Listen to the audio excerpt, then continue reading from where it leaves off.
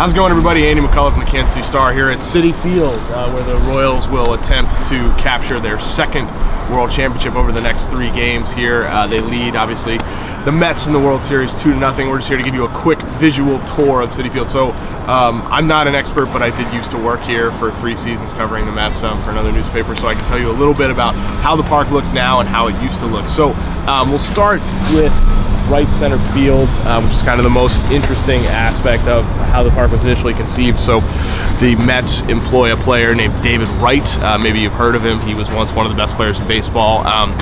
David Wright's power alley is to right center field, and at Shea Stadium it was about 375, 380 to get out there. When this park was initially built, you can see the black walls over there behind the blue walls. That's where it was. So it was essentially a middle finger to the team's best player. You can imagine why I covered bad baseball here for 3 seasons. If you look out there, there's that this sort of Honda sign. They used to be called the Moe's Zone, where you had to hit it basically over that wall there to hit a home run. It was essentially impossible.